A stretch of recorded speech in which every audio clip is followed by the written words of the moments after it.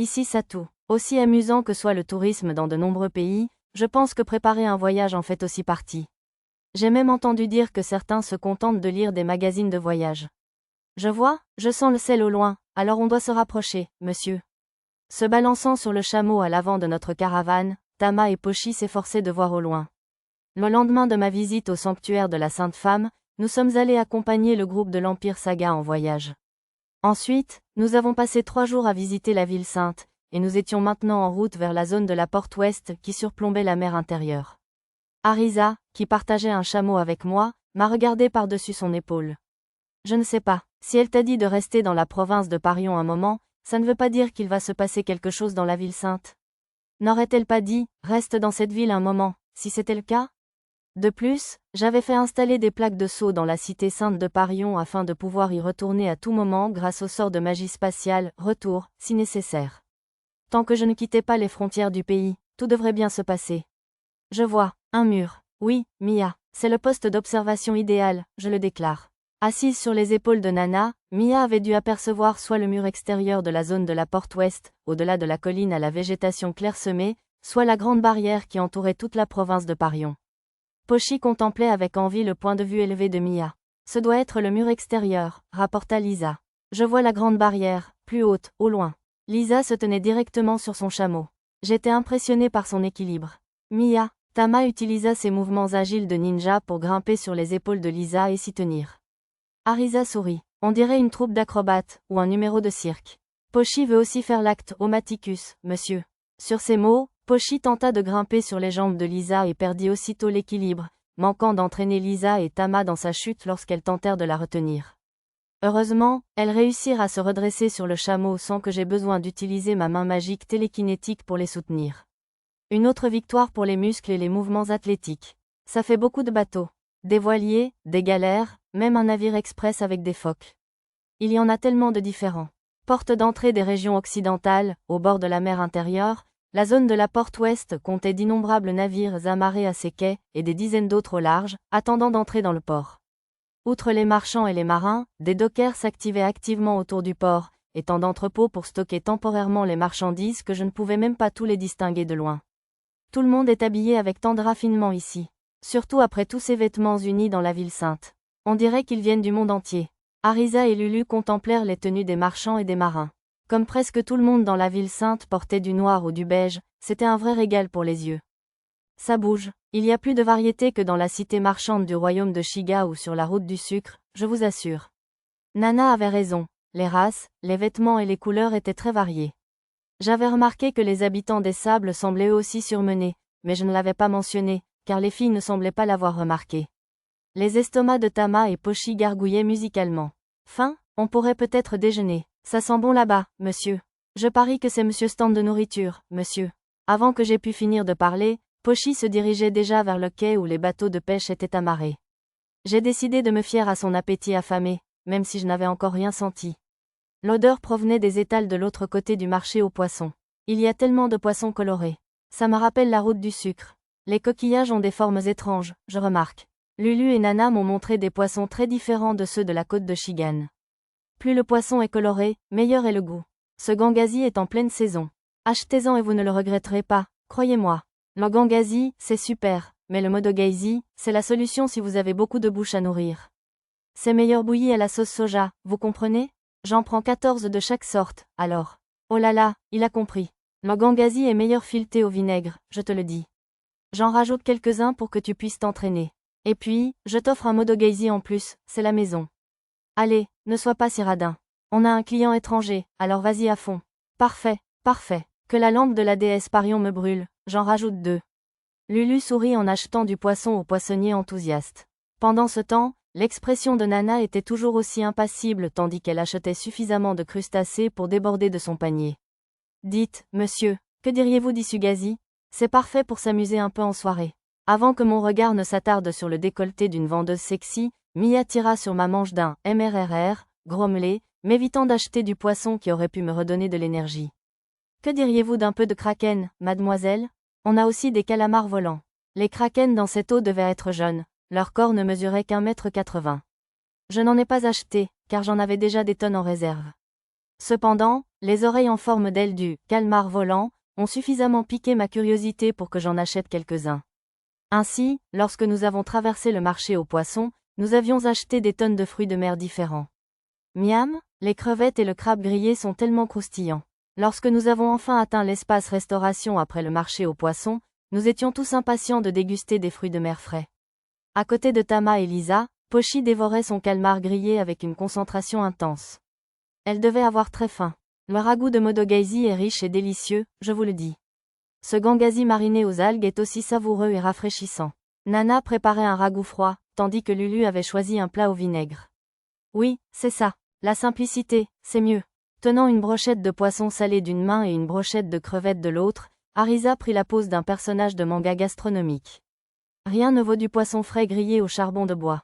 Satu. Mia apporta un bol rempli de ce qui ressemblait à des lamelles de gelée d'agar-agar. Mon écran de réalité augmentée m'indiqua qu'il s'agissait en fait de fines tranches de méduse, et non de gélatine à dessert. Miam. Mia tendit une lamelle de méduse avec ses baguettes et dit « Ah, ce qui me fit ouvrir la bouche avec complaisance. Le goût n'était pas aussi prononcé que je l'espérais. La texture était plus ferme que celle de la gélatine et très élastique. Ce serait délicieux avec de la sauce sambaizu, ou même du sirop de cassonade en dessert.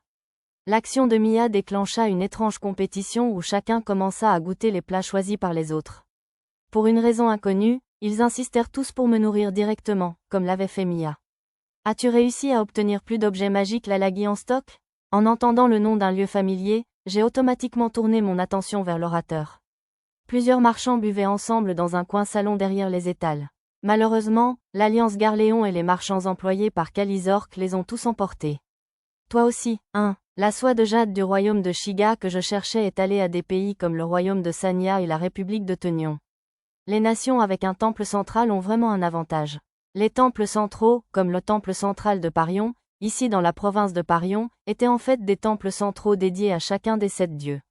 Ils étaient situés autour de la mer intérieure. Bon, les endroits qui utilisent leur richesse pour faire la une ne sont pas si mal. Comparés à ces salauds comme Pialork qui usent de leur autorité pour menacer les autres nations, même celles qui ont aussi un temple central. Le temple de Zaikyon fait étalage de sa puissance en ce moment. J'aimerais qu'il se calme un peu. Le grand prêtre du temple de Zaikyon, à Serious City, a lui aussi causé beaucoup de problèmes. Apparemment, d'autres étaient tout aussi enclins à semer le trouble. Il n'y a que l'état de Sherifardo qui reste discret, je suppose. Cet endroit est rempli d'avocats têtus. J'ai entendu dire qu'ils ne sont pas souvent à la recherche de produits de luxe, hein? Ce sont les fidèles d'Urion, après tout. J'ai entendu dire qu'un marchand qui y faisait de la contrebande a récemment été pendu avec les pirates. C'est dur, d'accord, mais il faut admettre qu'introduire de la contrebande dans un endroit où il y avait autant de détenteurs de l'œil du jugement était une bêtise. Si je me souvenais bien, l'œil du jugement était un don provenant directement d'Urion. Tandis que j'y réfléchissais, Arisa me tira la manche. Maître, il y a l'étal d'un marchand étranger là-bas, et devinez ce qu'il vendait. Oh, ce sont des pâtes? C'était une trouvaille rare, car les nouilles n'étaient pas très répandues dans ce monde. Arisa me donna une bouchée de ses pâtes aux fruits de mer et me demanda une bouchée de mon assiette en retour. Arisa, par ici, monsieur. Dépêchez-vous. Arisa courut vers Pochi et Tama qui l'appelaient. Il semblait avoir trouvé un autre mets rare. Pourtant, l'espace restauration commençait à se remplir, probablement parce qu'il était midi passé. Dites, pèlerin, je vous offre à boire? Merci de votre gentillesse, cher monsieur. Que les dieux vous protègent tous lors de vos voyages en mer. Les marchands offraient à manger et à boire à un groupe de pèlerins en civil. À entendre le bruit des choses, les pèlerins circulaient autour des temples centraux qu'ils mentionnaient un à un. Ils leur demandaient des rumeurs et des informations pour leurs échanges. La province de Parion est-elle la dernière étape de votre pèlerinage des 7 dieux? Non, il n'y avait pas de voie maritime pour rejoindre le royaume de Pialork. Nous sommes en route vers la côte sud pour y aller, puis nous visiterons peut-être le royaume de Sanya par voie terrestre. Peut-être par voie terrestre, mais la mer de sable qui entoure le royaume de Sanya est comme n'importe quel océan. Soyez prudents en chemin. J'apprécie le conseil. Que les dieux bénissent votre commerce et vos voyages.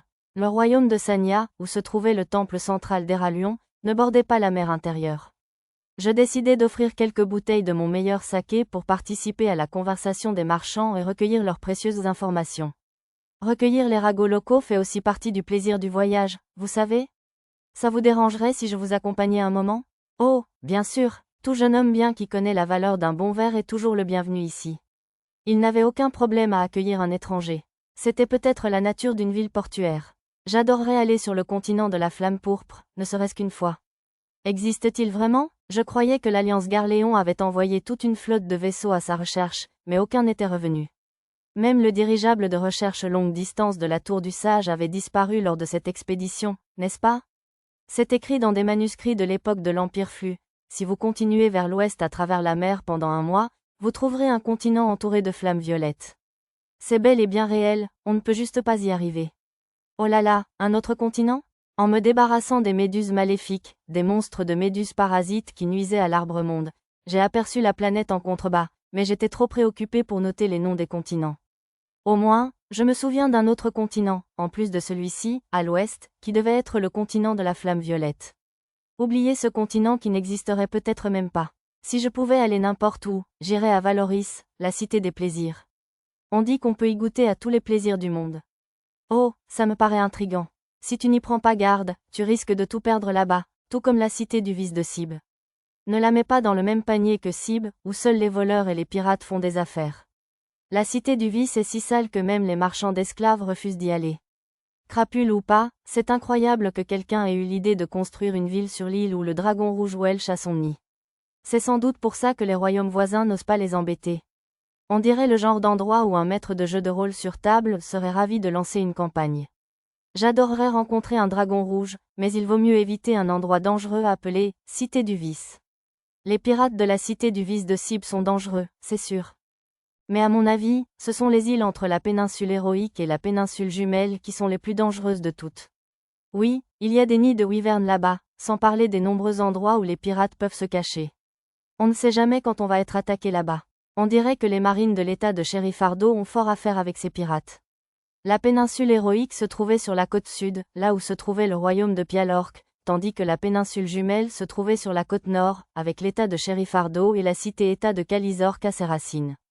Les pirates du Cap du Dieu de la Mer, au sein de l'Alliance Garléon, sont aussi de plus en plus actifs. Raison de plus pour la prudence. En parlant de l'Alliance Garléon, j'ai rencontré le sorcier errant dans le port de Garlelork. Intéressant, c'est l'homme des montagnes qui, dit-on, vivait depuis l'époque de l'Empire Flux, non?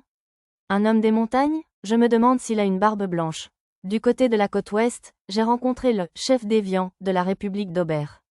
Son apparence et sa tenue correspondaient exactement aux rumeurs, mais les saveurs de ses plats étaient encore plus extraordinaires.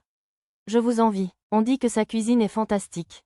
Cependant, je suis curieux au sujet du chef miracle, récemment apparu dans le royaume de Shiga. Même les plus fins gourmets du pays disaient que sa soupe transparente avait une saveur miraculeuse ou quelque chose du genre. Oui, j'ai entendu ces rumeurs aussi. Que ne donnerais-je pas pour rencontrer ce chef ne serait-ce qu'une fois? Ouais, pardon, c'était moi.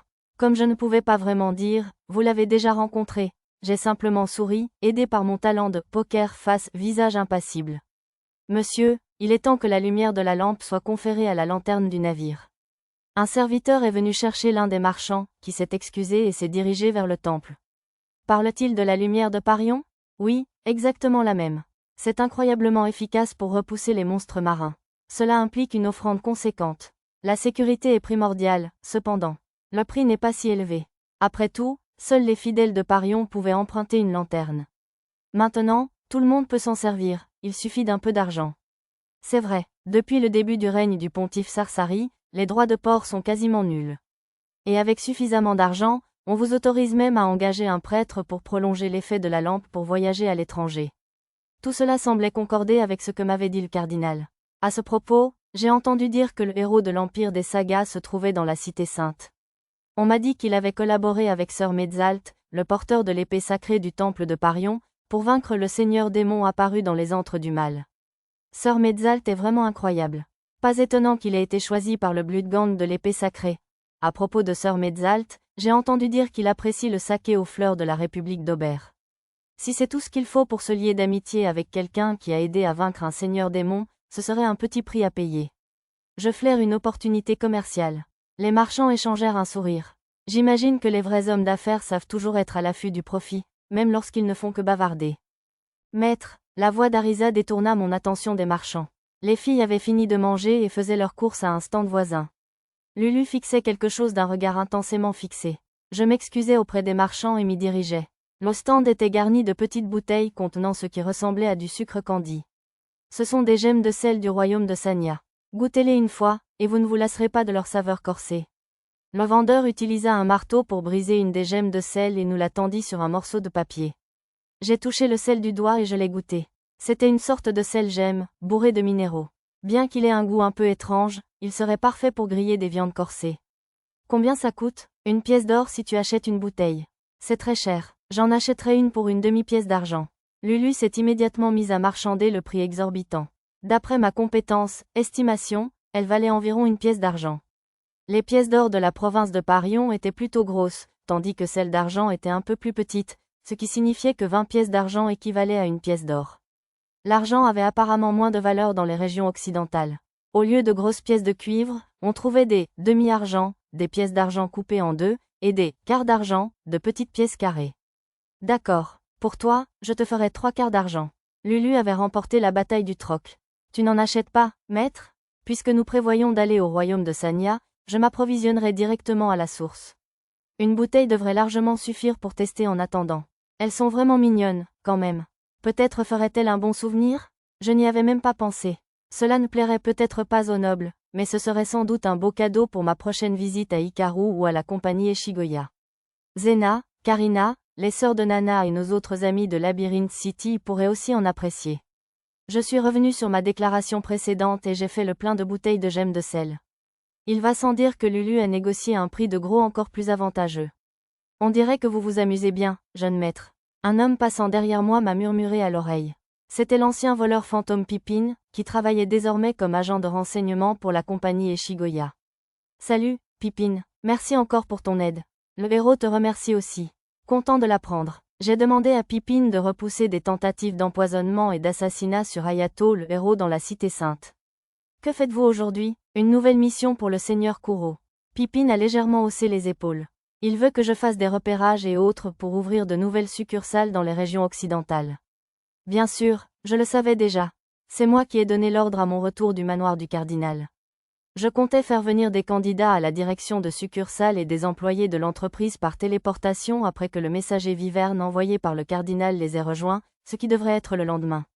Bon, ça ne me dérange pas que le seigneur Kuro me fasse travailler d'arrache-pied, mais il ne m'a pas donné les fonds nécessaires pour tout ça. Oups, j'ai oublié de lui donner le capital nécessaire. Je vois, alors tu veux que je te le prête? Tu es rapide, une centaine de pièces d'or serait l'idéal. Je n'ai pas beaucoup de pièces d'or de la province de Parion. Je peux les échanger moi-même. J'ai tendu à Pippin une bourse de pièces d'or du royaume de Shiga. La prochaine fois, je devrais probablement utiliser le sort de magie spatiale transfert de matériel. Merci beaucoup. Attends, c'est pas un peu excessif? Le reste est une récompense. C'est ma façon de vous remercier d'avoir protégé le héros de l'ombre. Merci, jeune maître, vous êtes un vrai brave homme. Dites, si c'est votre première fois en ville, vous devriez faire un tour au bazar du côté sud. Ils ont toujours plein de marchandises insolites et de curiosités fraîchement sorties de la mer intérieure. Sur ce, Pippin disparut dans la foule, une bourse remplie d'or à la main. C'était le voleur fantôme, c'est ça? Oui, je lui ai demandé de protéger le héros de l'empoisonnement. Ensuite, il va s'occuper des reconnaissances préliminaires pour l'ouverture de nouvelles succursales de la compagnie Eshigoya. Alors que Pippin partait, Arisa arriva, ses courses terminées. Bref, il m'a parlé d'un bazar. Allons y jeter un coup d'œil. Le reste du groupe était tout aussi enthousiaste, alors nous nous sommes dirigés vers le sud, vers le bazar dont Pippin m'avait parlé. Des larves ont été repérées, je vous le signale. Attendez, Mia arrêta Nana avant qu'elle ne puisse s'enfuir. Si j'attends, ils seront achetés, protestai-je. Arisa dit que chaque rencontre est une occasion unique, j'insiste. Nana avait repéré d'étranges accessoires en forme de petits animaux. Dès que j'eus donné mon accord, elle se précipita vers le stand, tirant Mia par la main. C'est génial, tout petit et mignon, monsieur. Tama et Pochi fixèrent un stand de sculpture en bois, dans un style d'art populaire local. À quoi ça sert, je me demande? Derrière le petit duo, Lisa les regarda et pencha la tête. Ce sont des lance-javelots. On appuie la crosse du javelot sur cette partie et on tire. De toute évidence, l'outil en bois en forme d'oiseau que Tama et Pochi avaient trouvé était en fait une arme. Le vendeur m'expliqua qu'il permettait de lancer des javelots plus vite qu'un lancer normal, alors j'achetai un ensemble de ces dispositifs avec les javelots correspondants. Arisa, regarde ça, c'est une sorte de casse-noisette étrange. Et je me demande ce que c'est? Lulu explorait avec enthousiasme une boutique d'ustensiles de cuisine. Pour une fois, C'était elle qui traînait Arisa, et non l'inverse.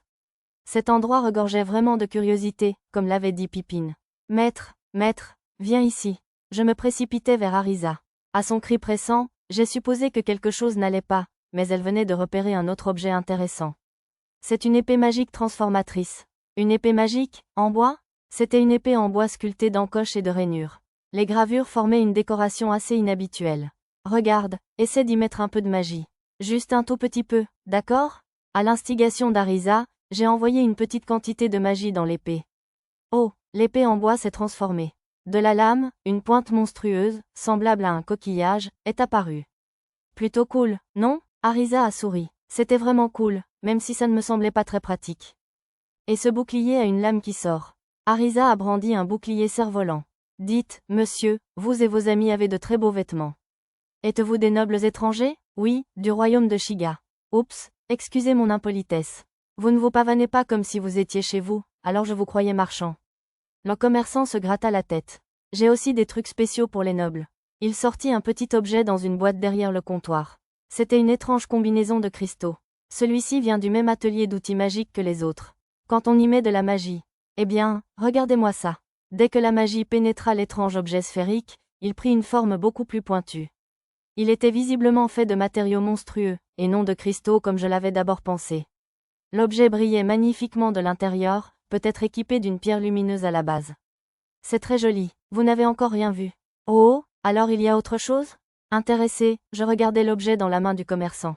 Waouh! Les parties extérieures pointues se séparèrent du centre et commencèrent à flotter autour de l'objet sur une orbite circulaire.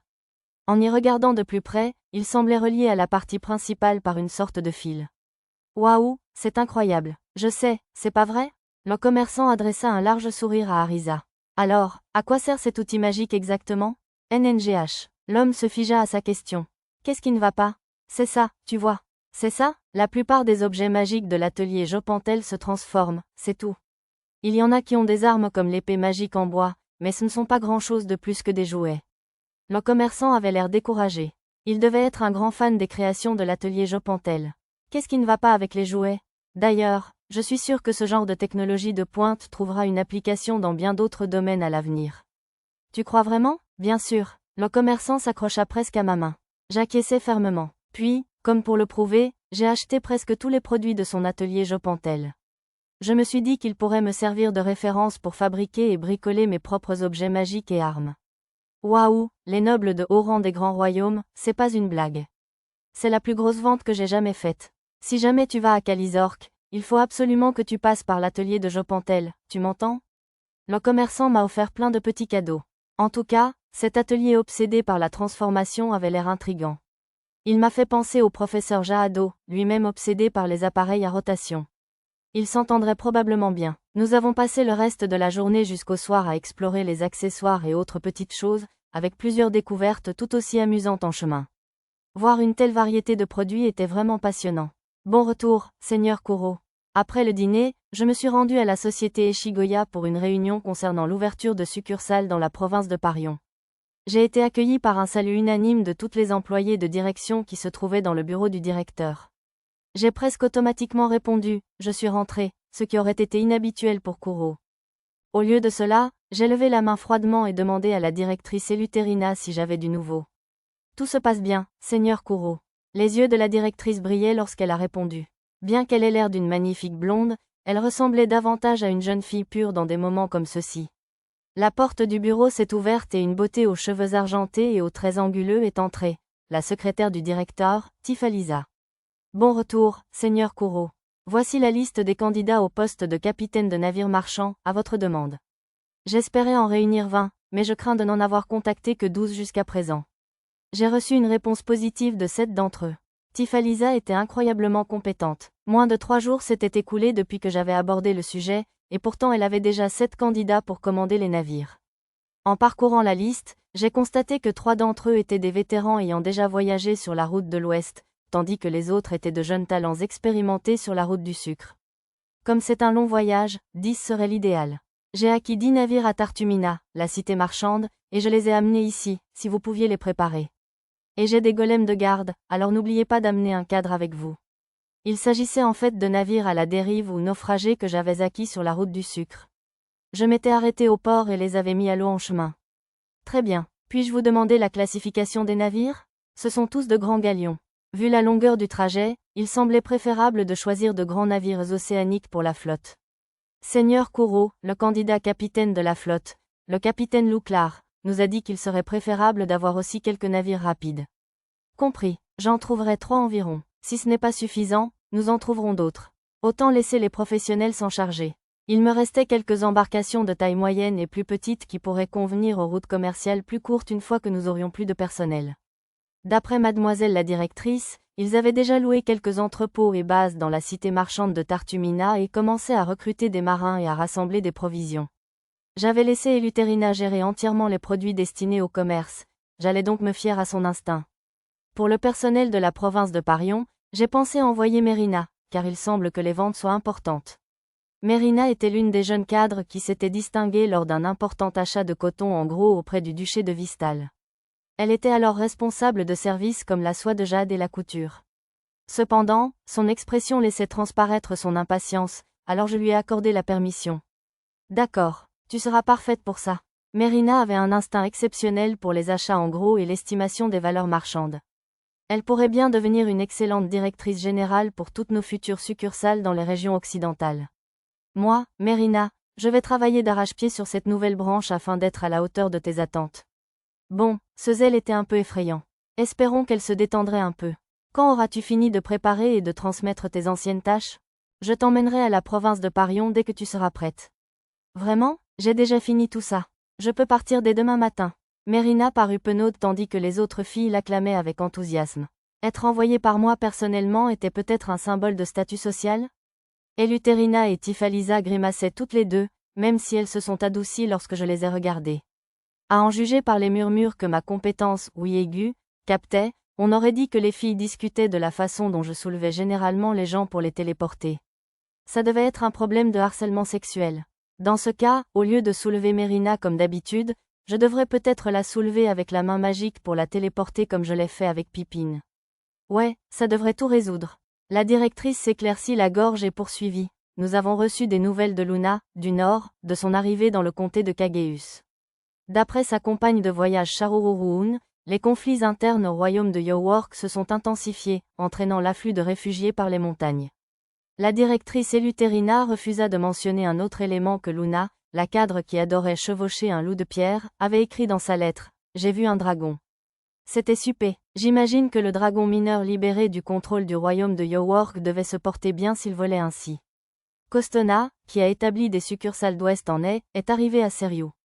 Comme Sœur Pendragon a demandé beaucoup de moutons et de chèvres, elle les achète progressivement dans les comtés de Seriou et de Kageus afin de ne pas ruiner le prix du marché avant de les transporter au royaume de Kuvork. Fournir des chèvres et des moutons au royaume de Kuvork était une demande d'Arisa que j'avais transmise à la société Eshigoya. Costona était une autre dirigeante, bien que discrète et modeste, elle était persévérante et faisait un travail fiable. Jusqu'à présent, elle assistait les Mérina et négociait des accords pour nos projets de franchise. Nous avons presque terminé l'installation de succursales au sein du royaume de Shiga. Le volume d'échanges dans les pays voisins du centre et de l'Est est bien plus restreint, nous envisageons donc d'embaucher des locaux pour créer des succursales plutôt que des magasins à part entière. Nous avons déjà recruté des personnes bien connectées dans les royaumes de Siruga et de Makiwa à l'Est, ainsi que dans les royaumes de Kazo et de Saga au Nord. Nous y enverrons du personnel dans les prochains jours. L'installation des succursales se déroulait donc sans problème. Concernant le projet d'émigration par dirigeable du comté de Muno, le magistrat Lotel nous a donné une réponse prometteuse. Des artisans qualifiés, des ingénieurs, des fonctionnaires et d'autres intellectuels seront envoyés à Muno City, tandis que les autres iront à Brighton City, où il prévoit de nommer le vicomte Pendragon vice-roi, et dans les villages abandonnés environnants. Me nommer vice-roi? Depuis quand? Je suis sûr que ce n'est qu'une mission temporaire, puisqu'ils n'ont personne d'autre à nommer vice-roi pour le moment, mais bon, voyons. Brighton City était autrefois infestée de monstres jusqu'à ce que nous la chassions secrètement lors de nos moments libres dans la capitale royale. Il me semblait avoir entendu dire que Brighton City avait été détruite par le roi des morts-vivants, et était devenue un territoire de monstres. Eh bien, voyez-vous, il semblerait que les monstres aient été éradiqués à un moment donné. Un ancien aventurier du Mithril, vassal du comte Muno, est allé le confirmer. Apparemment, même le magistrat Lotel ignore ce qui s'est passé. Je suppose que le comte Munot a finalement appris que la ville était débarrassée des monstres. Mais elle s'est demandé si ce n'était pas l'œuvre du héros au masque d'argent, aussi connu sous le nom de Sœur Nanashi. Le directeur m'a lancé un regard interrogateur. J'ai hoché la tête. C'est exact. Mon employeur et certains de ses partisans l'ont éradiqué. Il a dit que cela pouvait accueillir plus de réfugiés que la production massive de villages. Cette raison n'était qu'une réflexion après coup, bien sûr. À l'époque, je l'ai simplement fait dans le cadre de la formation de mes compagnons. Il restait encore beaucoup à décider concernant les émigrants du comté de Munot. J'ai réglé quelques paiements, proposé des solutions et des stratégies pour certains des problèmes soulevés, et laissé le reste aux mains expertes des dirigeants. Il me faudrait créer des complexes résidentiels et des terres agricoles pour que les gens puissent vivre à Brighton City le moment venu. Maintenant que nous avons lancé plusieurs nouveaux projets et développé ceux en cours, nous manquons de personnel pour les postes de direction. Bien que nous ayons des candidats issus des milieux intellectuels, beaucoup ont des personnalités problématiques ou des liens avec d'autres nobles, ce qui rend le recrutement difficile. Déjà en manque de personnel? Nous venons d'embaucher. Tifalisa m'a remis un dossier qui en expliquait clairement les raisons. L'entreprise avait déjà triplé de taille depuis la fin de l'année. Une croissance aussi explosive en si peu de temps ne devait pas surprendre. À ce stade, la société Eshigoya figurait déjà parmi les 5 plus grandes entreprises de la capitale royale. Il ne nous reste plus qu'à sélectionner des cadres supérieurs pour les promouvoir à des postes de direction. J'ai contacté Arisa à ce sujet grâce au sort de magie spatiale, téléphone, et elle m'a gentiment proposé de créer un programme de formation pour les nouveaux managers. Laissez-moi faire, dit-elle, c'était ma spécialité à l'époque. Prenant sa confiance, j'ai annoncé aux responsables que je ferais appel à une aide extérieure pour créer une brochure pédagogique et j'en suis resté là. Ensuite, j'ai reçu les rapports des cadres, les ai remerciés pour leur travail acharné, les ai encouragés dans les moments difficiles, les ai félicités pour leur réalisation, etc. Une fois terminé, il était trop tard pour faire un tour en magasin ou dans les usines. J'ai décidé de revenir l'après-midi la prochaine fois pour voir Neru Laroukine, la grande sœur, spécialiste de la sécurité, et les autres. Pendant mon séjour dans la capitale royale, je suis également passé chez Hikaru. Tu es encore réveillé, Ichiro? Je me suis assis à côté de Hikaru, qui avait installé des coussins sur le toit pour boire du saké et contempler la lune. Cette demeure servait de pension aux enfants de l'orphelinat de Labyrinth City qui séjournaient pour étudier à l'étranger à l'Académie royale. Je confierais la responsabilité à Hikaru, qui serait leur gardien. Elle ressemblait plutôt à une gardienne de dortoir, mais Hikaru insistait sur le terme « gardienne ». Félicitations pour avoir vaincu le seigneur démon. Hikaru trinqua avec une tasse de saké Shigan. Merci, c'est vraiment bon. Seth et les autres n'arrêtent pas de me donner ce genre de choses. J'y arrive. Seth était le surnom qu'elle donnait au roi. Quelques autorités, comme le roi et le premier ministre, connaissaient l'identité secrète d'Hikaru, le roi ancestral Yamato, fondateur du royaume de Shiga. De ce fait, ils continuaient à lui envoyer des cadeaux. Le seigneur démon était-il fort? Oui, très fort. Je lui racontais les efforts extraordinaires du groupe du héros, de mon propre groupe et de tous les autres. Ces seigneurs démons qui font beaucoup de rejetons sont vraiment de la pire espèce, tu sais. Et le fait que les ruines de la prison du dieu maléfique aient des entrées partout n'arrange rien. Pas étonnant qu'ils aient eu tant de mal à le traquer. Il y avait des démons? Ouais, un démon vert majeur est réapparu. Vert, 1. Le vert et le rose sont vraiment coriaces. Le vert fuit toujours et crée des avatars pour faire son sale boulot, et le rose se cache dans des petits trous et se divise, etc. On dirait que tu as eu du pain sur la planche aussi, Hikaru. Ouais, c'est sûr, même quand Sky a presque détruit le rose avec son souffle, il peut encore revivre s'il reste ne serait-ce qu'un morceau de chair, ce qui est super agaçant. Et le vert a un flair incroyable pour le danger. Après que Michi m'ait enfin fabriqué un objet de pistage, il n'est plus jamais réapparu. Hikaru se plaignit longuement des démons.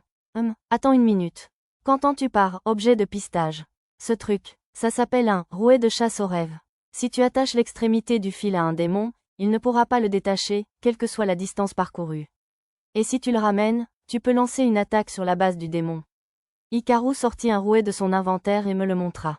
Hormis une pointe de flèche en mithril au bout du fil, il ressemblait à un rouet normal au premier coup d'œil. D'après mon écran de rat, le fil avait des propriétés spéciales et pouvait se projeter astralement dans certaines conditions. Il suffisait de transpercer le démon avec la pointe de flèche ou d'enrouler le fil autour de lui. Alors, le rouet a des capacités de téléportation, ou quelque chose comme ça?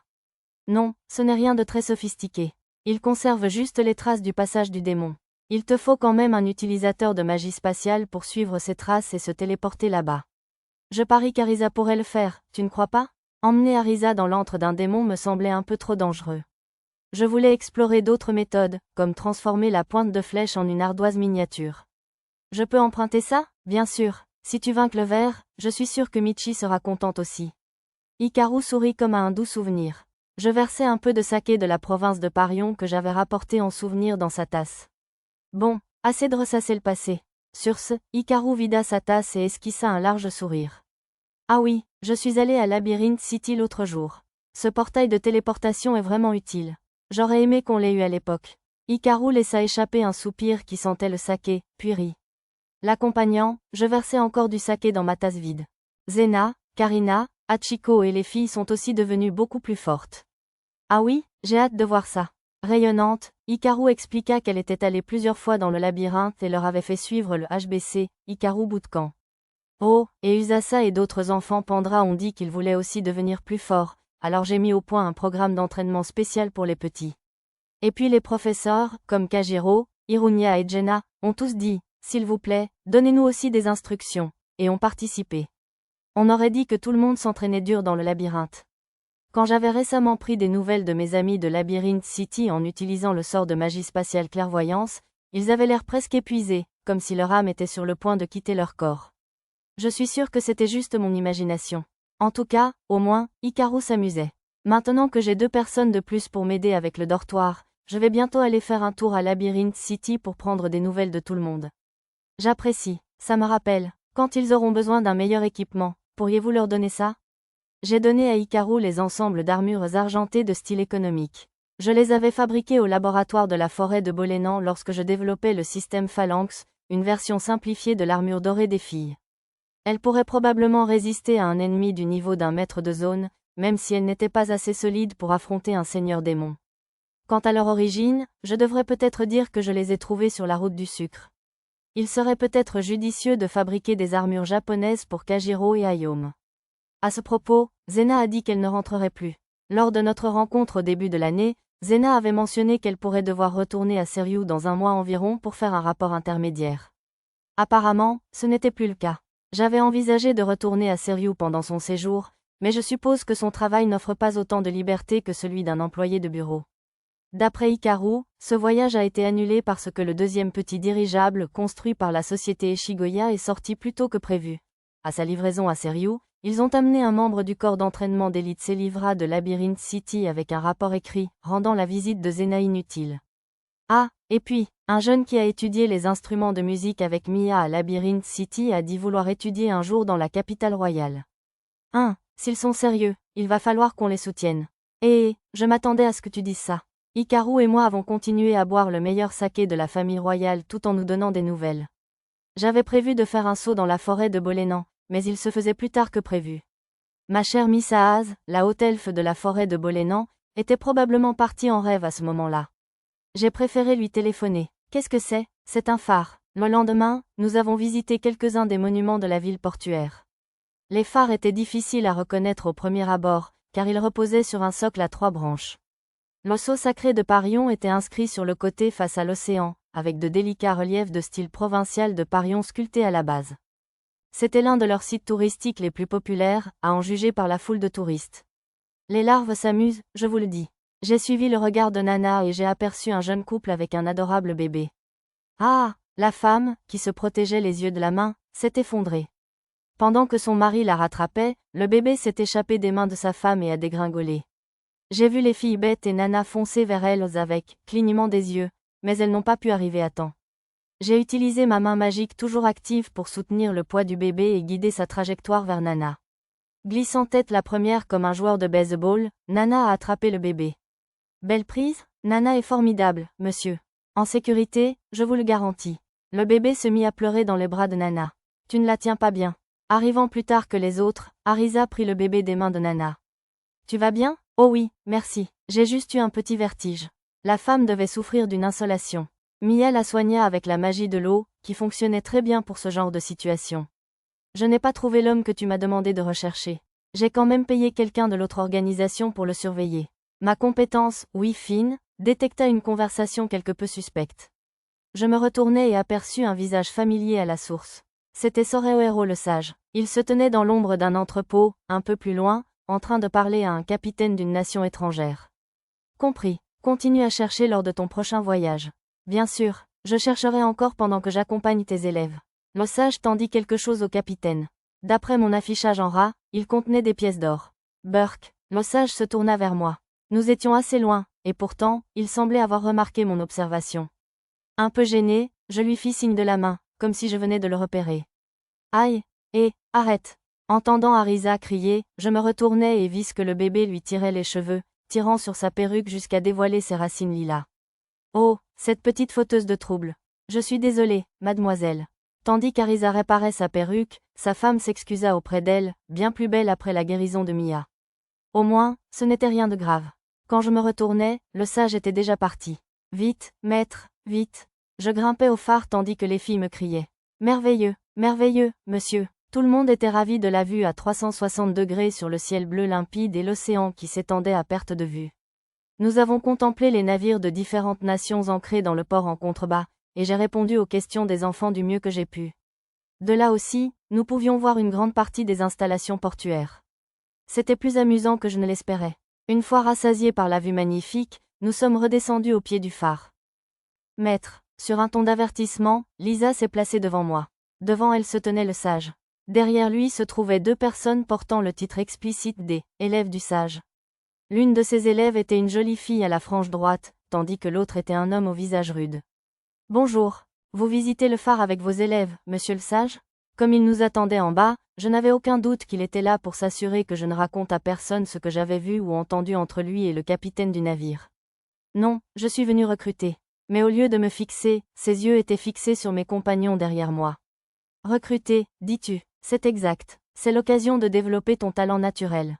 Qu'en dis-tu? Son regard était fixé sur Arisa, le jeune Tama, hein? Je pensais qu'il en voulait à Arisa, mais le sage invita Tama. Même les élèves derrière lui murmurèrent de surprise. Je suis très intrigué par ton ninjutsu. Nous avons une poignée de vrais ninjas de l'Empire Saga au village des adeptes. Serais-tu intéressé par un entraînement avec eux? Je suis sûr que ce serait un grand atout pour tes capacités. Tama leva les yeux vers moi. À en juger par son expression, elle était visiblement intéressée par la proposition du sage.